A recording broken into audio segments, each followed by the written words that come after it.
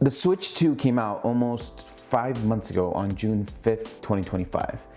I bought it right when it released, and I've been having some really good times. But the one thing that I will say, in the last couple of months, the console has been sitting in my dock for a little bit longer. And I haven't really been playing with it as much as I wanted to, or really thought I was going to. I still haven't finished Donkey Kong Bonanza, but the problem, first world problems I guess, is I have a few handhelds and or consoles that I've been messing around with. I have the ROG Ally X that I had since pretty much launch. I have the Steam Deck that I did a shell swap with. I have the PlayStation Portal, and obviously the consoles in my PC. So I've been kind of dividing up this time into a lot of these different things. So it's really partially my fault of why I haven't been playing with it as much, but the amount of games that I see on there are not as much as I thought they were going to be. There is some really good games, and there's some releases coming around the corner, and it's not the worst launch when it comes down to games available for a Nintendo console, but it's still a little bit disappointing at times. Pokemon ZA just came out, and it's getting all kinds of good and bad reviews, mostly bad, mainly driven towards that graphics side of things. But the console is powerful, it's crazy powerful. Some of the other games that I've been wanting to try, I have on other consoles or formats. So Cyberpunk I have on PlayStation and I have on Steam. So I wasn't really incentivized to purchase it on my Nintendo Switch. I don't really want to dedicate money into that when I can play it on my PC or PlayStation, which I know it's going to run a lot better. And there is a lot of third-party games that have been released that I just haven't picked up on the Switch 2 because I either have them on a different console and or Steam, or I want to play them on a different console and or Steam. So it's really hard to justify a pretty expensive game on something like the Switch 2. The other thing too is when it comes down to price, a lot of accessories for the, well, all of the accessories for the Switch, the original Switch, don't really work with the form factor of the Switch 2. It looks the same, but the size is the biggest difference. These Joy-Cons are really cool. That magnet works really well, and they've made some improvements that have been called out in the past.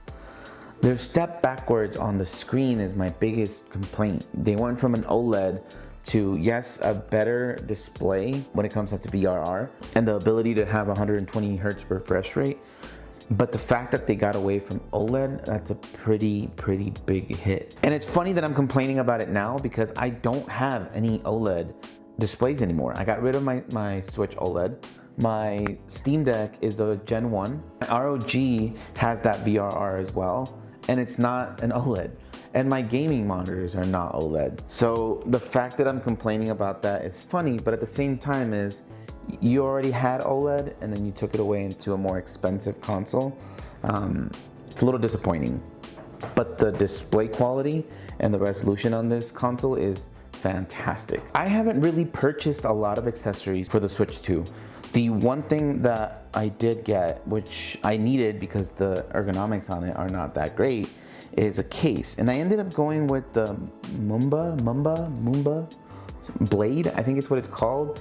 It's a pretty inexpensive case in comparison to a lot of things that are out there. I originally wanted to get the kill switch, and it was right around the time that I saw that people were having issues with it, and the Joy-Cons were falling off with the rest of the case and all the issues that they were running into, which I think they fixed. But when I purchased this one, let me rephrase that, when my wife bought me this, I thought honestly it was a pretty solid case for what it was. There's nothing crazy about it. You don't have access to the kickstand. You can like take the Joy-Cons out, which is beneficial. So the case, you can actually pop out the Joy-Cons through here and still have access to them and not have to take the whole case off. And the case fits in the dock really well, which is impressive for some of the cases, because some expensive cases that are out there right now don't have that ability because they're too thick. So it ends up not being able to fit, or if they do fit, they take the whole dock with them. So that's honestly the only accessory that I have right now. I haven't even bought the SD card, which we'll get into that later. The other thing that I wanted to talk about too is Nintendo themselves. Now, there is a lot of controversy behind the console itself, but it doesn't change the fact that it's still a great success financially for Nintendo. The console itself broke records. It sold 2.4 million units within 3 months, which is incredibly impressive. The cool thing about Nintendo and Nintendo Switch itself is it became such a household name that generations in a family can play the same console and enjoy it in very different ways. And that's the leg up I feel that Nintendo had over other consoles. They did something pretty groundbreaking. It was the first handheld console that was close to as powerful as any other home console. A lot of companies followed suit and they started operating in this new space that used to be niche, now it's mainstream. So the Nintendo Switch 2 had some major shoes to fill. And going into that, I think, is where they had a couple missteps. Not financially, not tech-wise, but the perception of the console itself. And I think that's where they're either losing or didn't gain as much ground as they wanted to. And I say all these things with that many units sold by the console, but there's still a lot of negativity like surrounding it in general. So let's talk a little bit about specs. The Nintendo Switch has 1080p 120 Hz VRR variable refresh rate, HDR10 7.9-inch display. It has a custom NVIDIA Ampere-based GPU and a custom NVIDIA CPU. It comes with 12 gigabytes of LPDDR5X RAM and 256 gigabytes of internal storage. That is a huge jump from the previous console, but the biggest but in this whole situation is games are a lot bigger. So 256 gigabytes will get filled up quickly. And that's where Nintendo stepped in and decided to add micro SD Express, which one will help a lot with load times with their games and just improve the way that the games operate within the console. But the cost and the availability of these is difficult to swallow. At time of filming, the micro SD Express 250 gig are starting at about $100. There is the Nintendo one that's closer to like $60, $70. Availability is a little bit questionable, but you can find it. Now, if you want a higher storage, they go all the way up to about $200 for a 1 terabyte SD card. With the cost of the console being in the 400s, and adding an SD card for a terabyte for $200, you're now looking at a $600 console, so you can load up all the games that you want. And I know some people are not gonna do that. Some people are gonna have just their games and then delete them and add them back on whenever they wanna play them. But some of us like to have multiple games at one time so we can pick and choose whatever we wanna play. And it gets a little bit difficult when you run out of storage that easily. And that's kind of where we get into the more controversial side of things. Nintendo has made a very interesting move that they're doing a lot of digital only type games. It's a weird gray area and people are not understanding the difference between game key cards or actual in-card games. So for example, I went and purchased Prince of Persia, The Lost Crown. And this game did not have a cartridge inside of the box. It had a piece of paper with a code on it for the game. Now I purchased it from Walmart and I purchased it online and picked it up. The website said that it was a physical game, and when I picked it up I realized that it wasn't, and they didn't have any physical games. So that miscommunication is happening even with a big company, and it's a little bit frustrating when you don't know what you're really purchasing. So a game like Donkey Kong Bonanza, that actually is in the case and it's an actual cartridge. Everything is loaded onto this thing. Having the physical copy for me is something that I like to have. For some reason with Nintendo, I like collecting physical games. With other consoles, and not to mention Steam, most of the time I try to go to digital because it's easy to access. So I don't know what it is about Nintendo that I want to have those physical games. I think it's from years past with like the Game Boy Advance and everything else. I like having those cartridges, and that's what I grew up with, so that's what I always connect with Nintendo. So now we are having some games that just have the game key card. There is still a physical card, but nothing is loaded on that card. It just works as a key to unlock to be able to download the game. You can still let people borrow the game, they can still play it, they can still do all those things, but you're never gonna have the actual physical game on the card. Which, in my opinion, and this, once again, this is my opinion on something that I'm going to do in the future when it comes down to buying these games. I am not going to spend money on a box and a key card just to have it. I'm just gonna download the digital copy. If we're gonna be forced to only have digital copies with certain games, not having to worry about keeping the card is unfortunately the route that I'm gonna go towards. Now, like I mentioned before, this is already happening with PlayStation, with Steam, with Xbox, and I've already been desensitized by them, and I already do that, and I usually lean more towards that digital side. So with Nintendo and these changes that they made, it's really hard to have an opinion where I'm like, I hate it and I don't want to deal with it, because I already do it with other consoles. So is it really an issue? Really? Are you guys having any issue with this? Am I the only one that's kind of on the fence for a lot of these things? It's a little bit hypocritical on my side because I deal with it in a certain way with Steam, but I don't want to deal with it with Nintendo. But it all kind of ties in with the game preservation, and that's the part that's really difficult to really wrap my head around. I do a lot of emulation on other systems, and I try to get actual copies of the games myself, but it's a weird gray area. If the Nintendo shop is gonna go down years and years and years in the future for the Switch 2, am I gonna lose out on all these games? Am I not gonna have access to them anymore? That's the part that's really concerning about this little move that Nintendo made. So let's talk a little bit about the features. I already mentioned the 120 Hertz display with VRR, which is pretty solid, HDR10. Sometimes it almost looks like OLED, but I'm just kidding myself, it's just a better resolution. It has the new mouse mode, which I'm gonna be 100% honest with you, I haven't used a single time. And I've had it in the office where I have a desk where I can put it and I can use it, but I've never tried that mode at all. And I haven't had the game that I wanted to test it out on.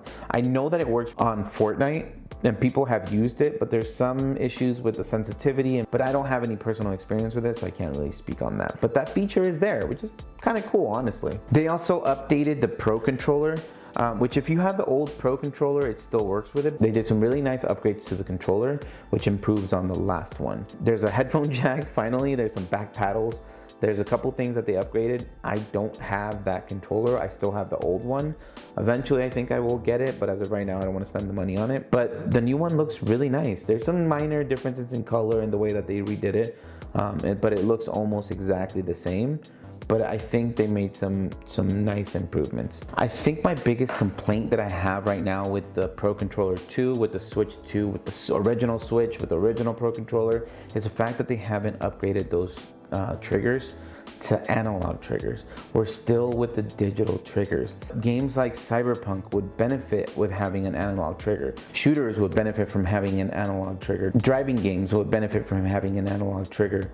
A lot of games can use that, and for some reason Nintendo still hasn't made that change. The chat functionality and what they're stating that it can do is really interesting, and then the video portion of it, which you can attach to like Mario Kart or Mario Party Jamboree, it's a cool function, but it doesn't work as well as I thought it would, and it doesn't really entice me specifically to purchase the camera to be able to do that. I know I've seen a lot of people online that use it every once in a while, but the choppy video, the resolution and everything, it's really, it doesn't really look that good. The chat side of things, I get it, and it works really well from what I've seen, because once again, I haven't used it and I'm speaking on something that I haven't personally used. The console itself is great. They did a really, really good job of upgrading a lot of the things that they really needed to improve on for the new system.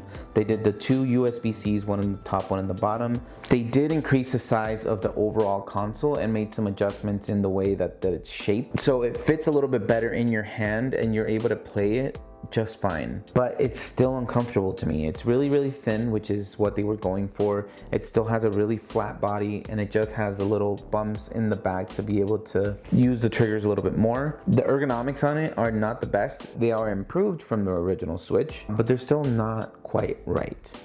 And that's where we kind of get into comparing it to something like other handhelds. Let's start with the ergonomics, because I think that's the thing that stands out the most right when you pick it up. The weight of it is really nice, it's really well built, and it fits fairly well in your hand.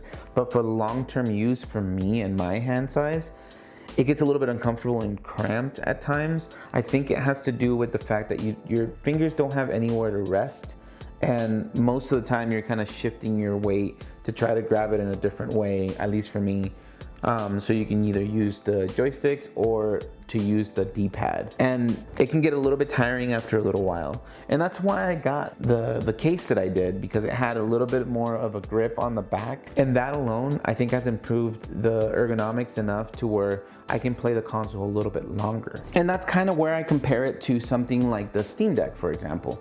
The Steam Deck itself, the shape and the weight and the grips and the way that it's overall just kind of positioned is probably the best handheld that you can get when it comes down to the ergonomic side of things without putting a case on it. The grips themselves stick out quite a bit, and they have a nice little area for you to grab onto. So whenever you actually grip this console, it feels comfortable. It's heavy and it's cumbersome and it's bulky. And when it's in your hands, I feel like it's comfortable to the point where you don't notice that weight. And it has a lot to do with these grips on the ends. The ROG Ally, on the other hand, I also feel like suffers from a lot of the ergonomic issues that the Nintendo Switch suffered from. I did get the kill switch for this one, and it does have some improvement when it comes down to the grip. But the big one is the improvement on the texture in the back and the way that it's set up. This handheld itself is really comfortable, but putting a case on it has made a world of difference. And I think it's because I wanted to try to emulate the feel of the Steam Deck. So in comparison to those two, the Nintendo Switch really falls behind when it comes down to the ergonomics. So actual processor wise, I'm not really going to go into detail when it comes down to the processor in comparison between the Steam Deck ROG Ally X and the Nintendo Switch 2, because there's a lot of factors that affect how a game works. Nintendo does a really good job when it comes down to optimizing games when it goes onto their console. There is a big asterisk there. There's some games, Pokemon CA, that do not look that great with the powerhouse that the Nintendo Switch can be. And then you have games like Cyberpunk, which look fantastic. It's a heavy game to run, and it's able to do it. There's some stutters here and there's some frame rate dips, but overall it's really playable.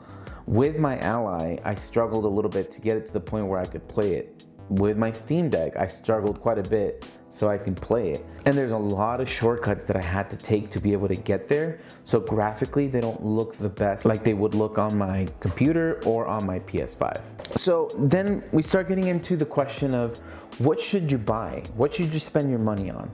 And unfortunately, there's a lot of big factors when it comes down to that, deciding that. I purchased it because of Nintendo games, and I purchased it because of the few things that I want to play that are Nintendo specific. That is a Nintendo console, and I'm going to play Nintendo games on it. And that was my goal. So that's the first question that you're gonna ask yourself is, what kind of games are you gonna play? Are you gonna play mostly Nintendo games? Well, the Switch 2 is going to be the answer to that question. Are you going to play PC games? Then something like the ROG Ally X or the Steam Deck are going to be your answers.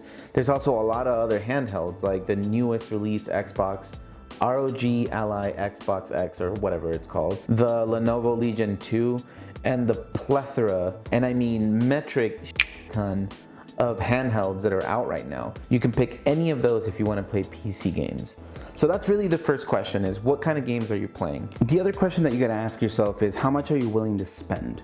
The Nintendo Switch 2 cost right now is $450, which in no way, shape, or form is a cheap console. The Steam Deck, on the other hand, for the 256 gig LCD model, that's $400. And if you want to jump into something like the OLED, you're looking at about $550 for the 512 gigabyte model. You can go up to the 1 terabyte for $650, but they do offer some more options when it comes down to what storage you're looking for and what type of display you're looking for. On the other hand, there's the ROG Ally and that huge lineup. The new ones just came out, the ROG Xbox Ally, the ROG Xbox Ally X, and then you have the older model, which is like the one that I have, the ROG Ally X, and the one before that, which is the ROG Ally. It's a lot. They have quite a bit out, and there's a pretty big range in processor and what they look like and price.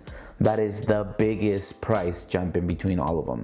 I'm not even getting into the Lenovo side of things, but for this one, the ROG Ally, you can still, I think, buy a new one. You can also buy used, which is usually what I suggest if you want to dabble into something like this. I believe the ROG Ally is $650. The ROG Ally X, I think it's $800. And then you start getting into the new ones, which is the ROG Xbox Ally, which is $600. And then you have the top of the line, cream of the crop, whatever you want to call it, ROG Ally. No, that stupid freaking name, it always gets me. ROG Xbox Ally X, which is $1,000. That is a lot of money. You can buy 2 Switches for one ROG Xbox Ally X. Oh, I said that right. Anyway, 2 Switches. You can buy a Switch and all kinds of accessories and games. So really, it boils down to just that. The price is crazy different. And when the conversation originally started, when the Switch 2 came out, of going up that high into $500-ish, $450 if you get it without a game, the Switch 2 felt like it was a huge price hike, which it is. Well, it felt a lot more out of place than it did back when the Switch 1 came out. Not that the Switch 1 was really affordable, but it was reasonable in price. The $450 price mark doesn't feel reasonable until you start seeing the prices of other handhelds. Now, the Switch 2 lands in a really sweet spot when it comes down to the price. It's in between a lot of them. It doesn't go anywhere near as high as the ROG Xbox Ally X. The performance isn't as high either, and it's close to the Steam Deck LCD, and the performance is similar. So really, how do you answer that question? And it depends on you, it depends on your needs, it depends on what you like to play and what you like to do on a console. So for me, in my personal experience, I ended up getting the console because I wanted those Nintendo games, like I said before. I have my PC handhelds because that's a different set of games that I play on them. And then I have my emulators for games from the older Nintendo, older PlayStation and stuff like that. So it fits well within what I have in my arsenal of gaming, if you will. But for you, that's the type of questions that you need to ask yourself. What games are you playing? How much are you willing to spend? Those are the 2 big ones. And the last thing that I want to say is, if you're somebody that tinkers, likes to take things apart, that likes to play around with these type of things, consider getting something like a used Steam Deck, like a used ROG. I picked up a used Steam Deck, and I ended up doing a shell replacement for it because I wanted to have that purple, that Nintendo purple colorway, which was stressful but satisfying once I got it done. But that's a story for a different video. So at the end of the day, what are you going to decide to do? Did you already pick up a Switch 2? Are you considering getting it? Let me know what you decide to do. I'm really curious to see what route people are taking when it comes down to handhelds, because there is a lot of different handhelds out there and there's a lot of choices to make. So what choice did you make? Let me know. Peace, humans.